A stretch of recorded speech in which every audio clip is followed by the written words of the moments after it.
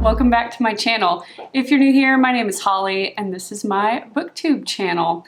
Today I have a good old-fashioned book haul for you guys. I have acquired quite a few books from quite a few places over the last, I don't know, few weeks, a month, and they've piled up and I need to share them with y'all because why not? Everybody loves a good book haul, so let's get into it. First up is a little book of poetry. It is called Poems Bewitched and Haunted. It doesn't really have an author, maybe it's multiple authors, but I saw Darling Desi talking about this on her channel, and I'll admit the cover is kind of what sucked me in. It has just like jack-o'-lanterns and a very Halloween vibe on it, and while I'm not, well versed in poetry, I do appreciate it, and these are haunting and bewitched poems, so I don't know. I just thought that'd be something really cool to have in my collection. Oh my goodness. I just realized I love little details like this. This poetry book comes with an orange, what do you call these? Like a ribbon bookmark. I love that. I love little details. Next up, I have Night of the Mannequins by Stephen Graham Jones. I have heard a lot about Stephen Graham Jones, and I don't think I've ever read one of his books. At least I don't think I have. I'm not sure if he writes like middle grade or young adult. I'm not really sure, but this is a very small book. The synopsis says, "We thought we'd play a fun prank on her, and now most of us are dead. One last laugh for the summer as it winds down. One last prank just to scare a friend. Bringing a mannequin into a theater is just some harmless fun, right? Until it wakes up. Until it starts killing. Luckily, Sawyer has a plan. He'll be a hero. He'll save everyone to the best of his ability. He'll kill as many people as he needs to so he can save the day. That's the thing about heroes. Sometimes you have to become a monster first." I'm not really sure anything about this book other than that, and I've heard it's really good, and I've heard great things about Stephen Graham Jones, and it seems like a quick read because it's tiny. It's 130 pages, so quick read, good spooky season, Halloween season type of read, and I'm excited I picked it up. Ha! This next one. I picked up Attack of the Jack-o'-lanterns by R.L. Stine. It is a Goosebumps book, and I picked it up because it was one of my favorites as a kid, and I just simply wanted to own it. I remember loving it as a kid and it scaring me as a kid. I don't know if it still will now as an adult, but I loved it, and I love jack-o'-lanterns. I've been obsessed with jack-o'-lanterns since I was tiny, so I don't know what that's about, but I just had to own it. It's very small, it's middle grade, it's R.L. Stine, Goosebumps. If you're a 90s kid, this is probably, no surprise to you. You know what Goosebumps is. It's been a while since I've read it, but apparently it is centered around Drew, and their favorite holiday is Halloween. They're really excited about this year. However, it mentions that Lee and Tabby played a really nasty practical joke on Drew and her best friend Walker the previous year. So this year, Drew and Walker have a plan for revenge. It involves two very scary pumpkin heads. But something goes wrong because the pumpkin heads are a little too scary and a little too real, with strange hissing voices and flames shooting out of their faces. So, kind of cheesy, spooky, juvenile read, but I love Goosebumps. Who doesn't? And it's got jack-o'-lanterns, and it's October, and just, yeah, you gotta love it. This next book is one that I've also already read, but I wanted to own it because it is one of my all-time favorites, and that is The Secret History by Donna Tartt. I specifically picked up the UK edition because I hate the cover of the US edition. It's just boring, and I really like this cover much better. I read this a couple years ago and really loved it. It's it is a dark academia type of read. The twist at the end shocked me. I loved it. I loved the writing. I loved the descriptions of fall and the leaves. If you've never heard of this book, The back says, under the influence of their charismatic classics professor, a group of clever, eccentric misfits at an elite New England college discover a way of thinking and living that is a world away from the humdrum existence of their contemporaries. But when they go beyond the boundaries of normal morality, their lives are changed profoundly and forever. I know that's really vague, and it's kind of hard to understand what it's about, and I feel like this book can be very polarizing. People either really loved it or really hated it. I was one of the ones that really loved it. That's why I wanted to pick it up and own it. You're basically following this one main guy, and he goes to this New England college, and I think all of their majors, this little group that the back just talked about, they're all like really obscure majors. They have like Greek and classic majors, like a major that you really don't know what they're going to do with when they graduate, but that's how they all get connected, and it's kind of a toxic friendship story, I guess, but it's so hard to explain. It's really complex. There's a lot to it, and there's like this whole murder that takes place. I don't want to spoil too much, but it gets exciting. It gets a lot of fun, and I love it. I love Donna Tartt's writing. I should probably read one of her other books someday, but yeah, I just had to pick that one up and have it in my collection. So for the next 3 books, I picked these up at my library's book sale. Periodically, my local library does a book sale to kind of clear out some of their inventory and raise some funds for just library operations and things like that. And you can get paperbacks for 50 cents and hardbacks for $1. And honestly, you can't beat that. And pretty much all the books are in really good condition. Libraries take good care of their books. So I jump on that sale anytime it comes around. First one I picked up is called The Grip of It by Jac Jamc.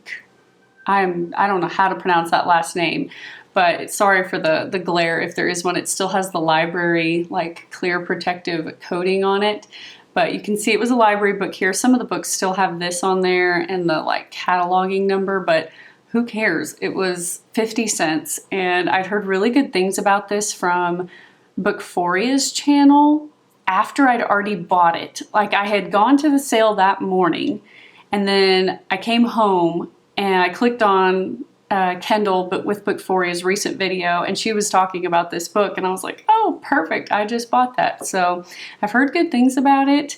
Hopefully I enjoy it. I don't know a ton about it other than it seems to be a haunted house story. So apparently you're following Julie and James, and they move into this house.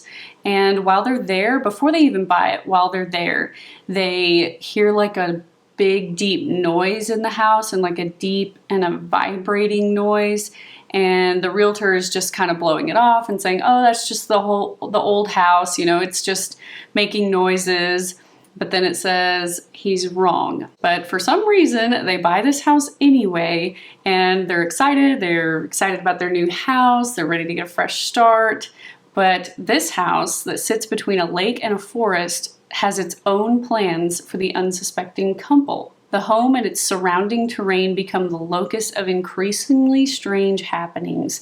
The framework, claustrophobic, riddled with hidden rooms within rooms, becomes unrecognizable, decaying before their eyes. Stains are animating on the wall, contracting, expanding, and map themselves onto Julie's body in the form of painful, grisly bruises. So it just sounds like a creepy haunted house story. That's really all I know about it.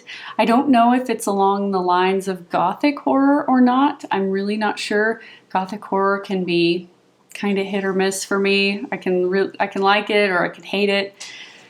We'll see how this goes. I hope it's really good. So there you have it. That is The Grip of It. This next book is one my cousin actually found. She came with my mom and I to the book sale, and she thought I would like this, and it does look really good. It's called Sunset Express by Robert Crais.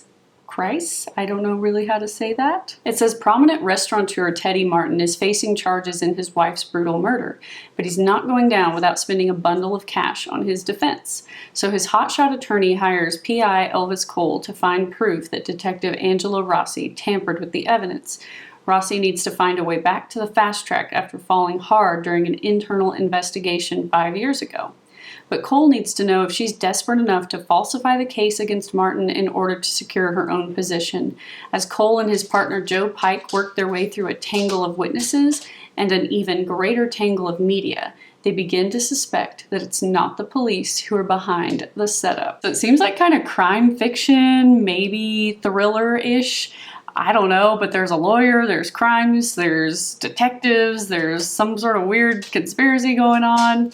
You got my attention for sure. It sounds like a really good one, so I'm glad I picked up The Sunset Express by Robert Crais. And the last book that I picked up at the library is called Miracle Creek by Angie Kim. I've seen this one on the shelves. I've seen this one kind of vaguely within the BookTube, Bookstagram world, but I really had no idea what it was about until I saw it at the sale. The book says that it's a literary courtroom thriller, which, attorney here, you got me already. Courtroom thriller, I'm in. About an immigrant family and a young single mother accused of killing her autistic son. This is a powerhouse debut about how far we'll go to protect our families and our deepest secrets. Looks like it takes place in Miracle Creek, Virginia, and there's characters called Young and Pak Yu, and they run an experimental medical treatment device called the Miracle Submarine. It's a pressurized oxygen chamber, and patients go into it for therapeutic dives. However, this oxygen chamber mysteriously explodes, killing 2 people, and all these dreams shatter with it, and the ensuing murder trial uncovers unimaginable secrets and lies. Apparently, Angie Kim really does a good job of drawing on her own experience as an immigrant, a lawyer, and the mother of a real-life submarine patient to turn it into something wholly original and unput-downable. So that sounds really good. I love a good courtroom thriller, courtroom drama, especially when it's written by an attorney, because you know there's going to be some awesome, accurate details probably in there. This one sounds good. I can't believe I just sort of passed it up all this time. I guess I never really knew what it was about, so that'll be a fun one to read. There you have it. That is Miracle Creek. Next up is the book that I selected for my Book of the Month pick for this month, October, and that is Starling House by Alix Harrow. This cover sucked me in. I hope y'all can see it. I know my light is kind of putting a glare on everything, but you can see like all the creepy birds, and it's a beautiful cover, so that definitely sucked me in. This is a kind of gothic horror haunted house story, and Alix Harrow, I know, wrote Once and Future Witches, which I have not read, but my mom read it and really enjoyed it, so I thought maybe I would enjoy this book. And I did start reading it. I got about 120 pages into it, which I'm having trouble continuing, which I hate because everybody that I've seen talk about it online is raving about it, and they're talking about what a great book it is and how much they loved it. And I don't want to be in the camp of people that doesn't like it, because I can really see how beautiful the writing is and the descriptions. I mean, and it really does keep you engaged that way, but I'm already 120 pages in and nothing exciting has really happened. Like, there's all this like creepy kind of foreboding dread type of stuff happening, but nothing exciting, nothing big. But maybe that's gothic horror. Maybe I just don't like gothic horror for that reason. Maybe I find it too slow, too much creep and not enough scare, not enough excitement. I don't know. So it's kind of a soft DNF at the moment, which I really don't want to DNF it, but if you have not grabbed my attention by 120 pages, you're killing me.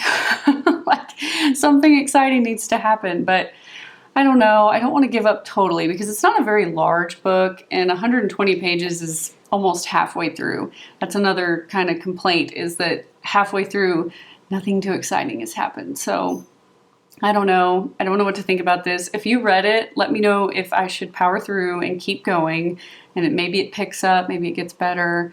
But so far the writing is beautiful, and if you like gothic horror, I think you're really going to love this. I think I'm starting to realize that I struggle with gothic horror in general. Like The Haunting of Hill House by Shirley Jackson, hated it, couldn't stand it. So I don't know. Maybe it's just me, but there you have it. That is The Starling House by Alix Harrow. Next up, I have The Bone Houses by Emily Lloyd Jones. I saw this one because Kendall with Bookphoria was talking about it on her channel, and she also was thinking of doing like a buddy read through her Discord chat, and I thought that looks like a really awesome book. I think I'd like to do a buddy read of that one, so I picked this one up and I'm excited to get to it. I think this is YA, because the back says that it's centered around 17-year-old Rin, and she only cares about two things, her family and her family's graveyard. Right now, both are in dire straits. Since the death of their parents, Rin and her siblings have been scraping together a meager existence as grave diggers in the remote village of Colburn, which sits at the foot of a harsh and deadly mountain range that was once home to the Fae. The problem with being a grave digger in Colburn, though, is that the dead don't always stay dead. The risen corpses are known as bone houses, and legend says that they're the result of a decades-old curse. When Ellis, an apprentice mapmaker with a mysterious past, arrives in town, the bone houses attack with a new ferocity. What is it that draws them near? And more importantly, how can they be stopped for good? So to me, this sounds like a YA fantasy. It's mentioning a 17-year-old and the Fae, which is a fantasy kind of mythical creature, not creature. Well, you know, if you know what Fae are, you know what Fae are. If you don't, Google it, you see what I mean. So I don't really know much more than that, but it involves grave diggers and risen corpses and Fae and this fantasy land. I mean, I'm on board. It sounds so cool. I've been really enjoying a lot of fantasy books lately, so I'm excited to buddy read this one. Next up is another book that I'm reading for a different Patreon book club, and that is Liv with Liv's Library, her Patreon. They are reading The Undertaking of Hart and Mercy by Megan Bannen. This one, I believe, is actually technically in the romance genre, maybe fantasy romance, which I don't pick up a lot of romance, but this one looked really good, especially the cover. You have like these skeletal hands and a grave and someone with a shovel. Doesn't look like your typical romance, right? So I'm kind of excited to get to this one and be able to discuss it with the Patreon group. Your two main characters are Hart and Mercy. Hart is a marshal, and their job is to patrol this strange and wild magical lands of Tanria. It's an unforgiving job, and he's got nothing but time to ponder his loneliness. Then you have Mercy, who never has a moment to herself. She's been single-handedly keeping Birdsall and Son undertakers afloat in a defiance of sullen jerks like Heartache Hart, the man with a knack for showing up when her patience is thinnest. After yet another run-in with Mercy, Hart finds himself penning a letter addressed simply to a friend. Much to his surprise, he receives an anonymous letter in return, and a tentative friendship is born. Little does Hart know he's bearing his soul to the person who infuriates him the most. So it sounds like an enemies to lovers story between a marshal and like an undertaker grave digger person. And I don't really know where it's going other than that, but it sounds like fantasy because it's in this like fictional land that doesn't exist, and one's a marshal and one's an undertaker, and they're writing these letters unknowingly to each other. So I don't know about you, but it sounds pretty good to me, even though I'm not a big romance reader. I think this will be a fun one to dive into this month, and it's quite a chunky read for a romance, so we'll see how this goes. Next up, I picked up Such Sharp Teeth by Rachel Harrison. I don't think I've talked about this one yet. Hopefully not, but if I have, oh well, here it is again. I recently read Cackle, and I think I gave y'all my review on Cackle in my last video. Rachel Harrison is the same author, and this is her take on a werewolf story. Rory Morris is your main character, and she's moving back to her hometown. She's not really happy about it because there's some bad memories there. And her twin sister Scarlett is pregnant, estranged from the baby's father, and needs a lot of support. So that's why Rory's going back. But then she goes to a bar one night, hangs out with an old flame, and then on her way home she hits a large animal with her car. When she gets out to investigate, she gets attacked. She survives, but life begins to look and feel different. She's unnaturally strong, has an aversion to silver, and suddenly the moon has her in its thrall. She's changing into someone else, something else, maybe even a monster. But does that mean she's putting those close to her in danger? Or is embracing the wildness inside her the key to acceptance? It says this is a dark, comedic love story, and it's a brilliantly layered portrait of trauma, rage, and vulnerability. That just sounds like classic Rachel Harrison. She is able to take a good horror theme like werewolves or witches and put a really deep dive on an issue spin on things. She's able to talk about things like, what did it say? Trauma, rage, and vulnerability while weaving in this awesome werewolf horror story. She's just got a knack for that. Cackle was a really good example of that too. I think that is just Rachel Harrison. She's able to take these deep topics and make an amazing, fun story about it, and really has something to say about those deep topics. So I'm really excited to get to her take on a werewolf story. Okay, y'all, we have about 4 more books, so hang in there with me. This next one is A Veiled Deception by Annette Blair. I picked this one up off of Pango Books because one of you told me that this was a really good book and that I needed to read it. Y'all said this was a really good cozy mystery and that it was very unique. It definitely seems unique. It says it's a vintage magic mystery, so I love when there's magical elements in cozy mysteries, so that definitely piqued my curiosity. It looks like your main character is Madeira Cutler, and she works for a top New York designer. She's learned to appreciate the clean line, rich texture, and elegant draping of a finely crafted garment. But it's not until she goes home to Mystic Falls, Connecticut for her sister's wedding that she discovers her understanding of fashion goes much deeper. So she goes home and things start going really wrong in relation to her sister's wedding. Her sister's nemesis is found strangled with the bride-to-be's veil. So in between opening her own vintage clothing shop and trying to keep the wedding on track, Maddie is launched into this whole murder and trying to do an investigation of her own to figure out who's done this and clear her family's name. But it says that her best witness may be an antique wedding dress that magically unveils to her the secrets of those who have worn it. But if the gown doesn't talk fast enough, the lives of everyone she loves will surely fall apart at the seams. That sounds so cool. So you've got your typical cozy mystery storyline where someone gets murdered and the main character has like themselves or a family member implicated, and they have to go about sleuthing and figuring it out to determine who did it and clear their family's name. However, there's a magical element where a vintage dress is basically like talking to her. I don't know if it's audibly talking or just speaking to her in other ways, trying to tell her the secrets of everyone who's worn it. And I guess this helps her track down clues as to who did this murder. That's unique. I have never heard of a cozy mystery like this, so I really appreciate y'all recommending this to me, and I hope to get to it sometime soon. This next book I picked up, I've actually already read because I binge read it the day I got it, and that is Serpent and Dove by Shelby Mahurin, I think is how you say her last name. First of all, this cover, I don't know if my camera light is going to do it justice, but it's just awesome. It's so pretty. This is probably not the best light for it, but it's like shimmery and there's a snake and a dove, and oh, I just love the cover. That's what sucked me in. I found it at a bargain store and had no clue what it was about until I got it home, and apparently this was really popular back in 2019 when it first came out, and it is book 1 in a trilogy. I am already on book 2. It sucked me in. I'm telling y'all, I have been really into fantasy lately. I don't know what is going on with me, because when I first started this channel, I did not think that that was a genre I'd be into.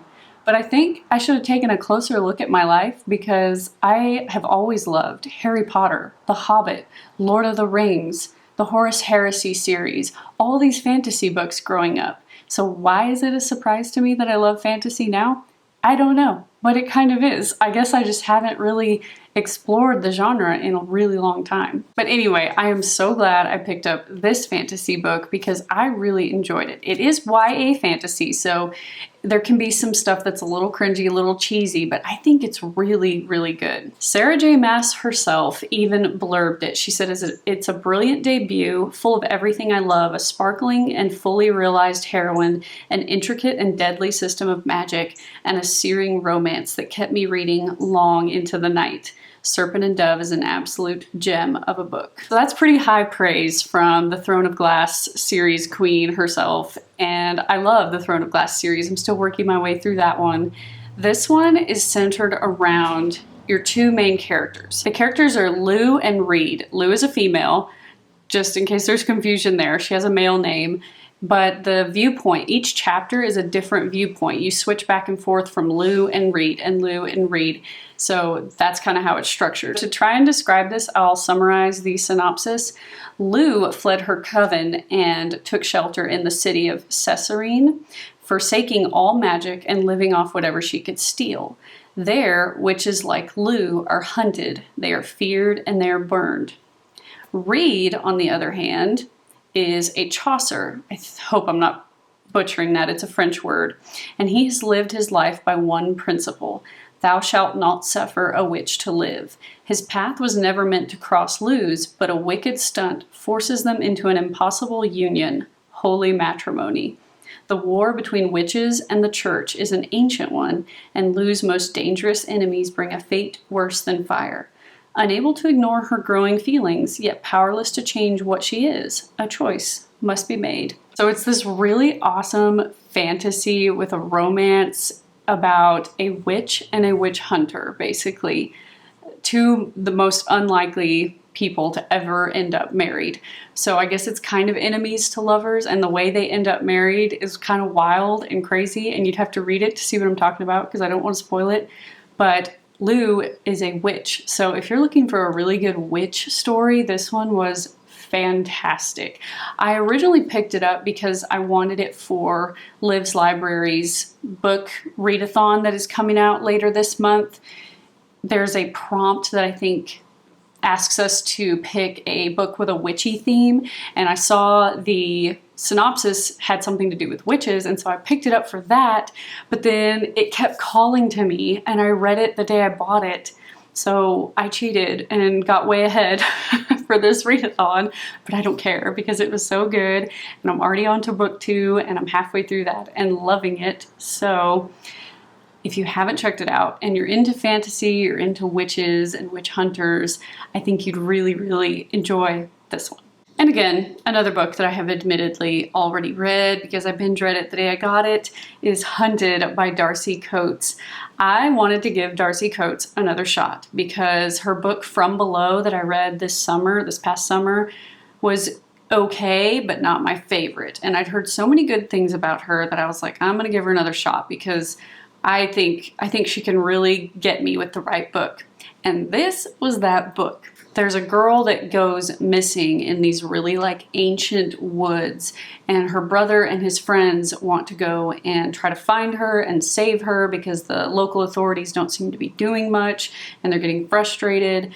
But of course, they lose their way in the woods as well, and it's just this crazy survival horror from there on out. And there's like this creature in the woods, and it's wild. And if you think you have it figured out, you don't, I promise. It is so good. She did this so well that when I was reading it one night, I was so engrossed in the story that when my husband opened the door and walked into the room, I jumped because I was so into the story and so spooked that I was really freaked out. So if a book can do that to me, I love it. That's kind of how The Shining was for me by Stephen King. It just scared me. I was afraid to read it at night in the dark. So I loved this. I think you will too. If you really like Darcy Coates and haven't read this one, check it out. You'll thank me. All right, last book. I forgot. I also picked this one up at the library sale. I just forgot to mention it earlier. And that is called A Book of Bones by John Connolly. It says that John Connolly is the same author who wrote The Woman in the Woods, which I don't think I've read that yet, but I've heard that title. I've heard a lot about that book. So that's kind of what grabbed my attention in the first place. It says, on a lonely moor in the northeast of England, the body of a young woman is discovered near the site of a vanished church. In the south, a girl lies buried beneath an Iron Age mound. To the southeast, the ruins of a priory hide a human skull. Each is a sacrifice, a summons, and something in the darkness has heard the call. But another is coming. Charlie Parker, the hunter, the avenger. From the forests of Maine to the deserts of the Mexican border, from the canals of Amsterdam to the streets of London, he will track those who would cast this world into darkness. Parker fears no evil, but evil fears him. Honestly, even after reading that synopsis, I still don't know what this is about, but it looks creepy and good, and he seems to have a really good reputation as an author, so I'm intrigued. I love thrillers, so I picked it up, and for $1 a book, you can't beat that. So there you have all the books that I have hauled recently. I have 2 giant stacks here of all the books that I just shared with you, and I'm sure I will acquire more because that's what we do as readers. We acquire way more books than we actually read sometimes. So I hope you enjoyed this video. I might have another book haul coming up later because I'm going out of town later this month, and when I go out of town I get to go to Barnes & Noble because my tiny town doesn't have a Barnes & Noble. So I'm excited. Hopefully I find some good books there as well. So if you've read any of these and you enjoyed them, let me know what you thought, spoiler free as always, and I will see y'all in the next video. Bye y'all.